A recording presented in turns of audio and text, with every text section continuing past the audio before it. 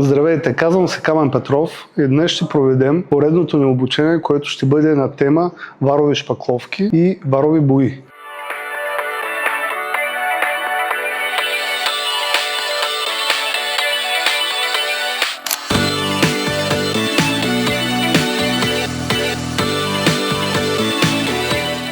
Идеята на този тип обучение е да запознаем хората с качеството на варовите материали, начина по който могат да бъдат използвани и здравословната среда, която създават. Обученията, които правим, целят винаги едно – да дадем стойност на хората, които имат нужда от нея. Повечето пъти преминават при много голям интерес. Обучението, което правим, е в рамките на един ден, като комбинираме демонстрационна част с теоретична. Интересно ми е днес какво ще се получи. Имаме записани хора още от преди един месец. Всеки път има един специфичен гъдел как ще протече, дали ще са доволни хората и сега го усещам по същия начин. Обученията, които провеждаме, са регулярни. Всеки път са на различна тематика и хората с различни интереси имат възможност да запълнят доста широка гама от тяхните знания, умения, които искат да подобрят. Може да следите нашите канали и да научавате своевременно информацията за нови такива събития, като ние ще продължаваме през цялата година да се опитваме да създаваме стойност и тя да стига до вас по най-правилния начин.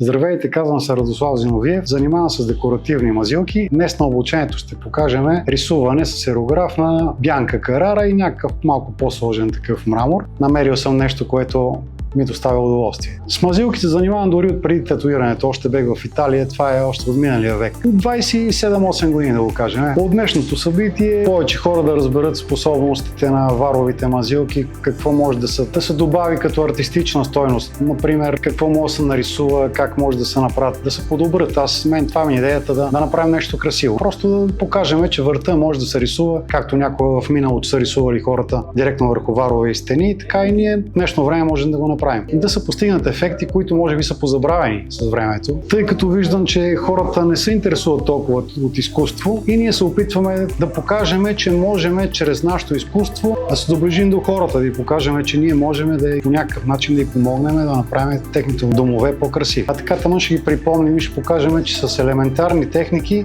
може да се правят по-сложни неща. Здравейте, казвам се Владислав Влашев и съм част от екипа на Brest Decor. Изпълнявам ролята на технически експерт към фирмата и се занимавам с всички нерешими въпроси. Днес ще помагам на Камен да проведем обучението, което е съсредоточено върху варовите мазилки и варовите бои. Също ще помагаме на Радо относно рисуваните мрамори. Смятам, че събитието ще протече изключително добре, защото в последните години се наблюдава голям интерес относно варовите декоративни покрития.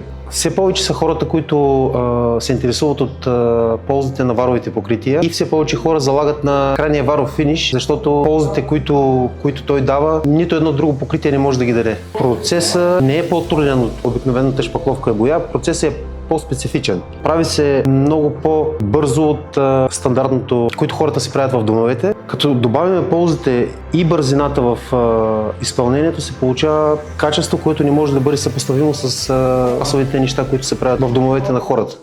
Здравейте, казвам се Камен Колев и от 2-3 години вървя в посока естествени материали. Това е причината да бъда и на курса днес тук. Това, което най-много ме впечатли, че за мен беше отворена една врата към върта, която не подозирах дори до днес, тъй като видях, че всъщност не е само мазилки и строителен материал, а по-скоро може да бъде изява на творчество.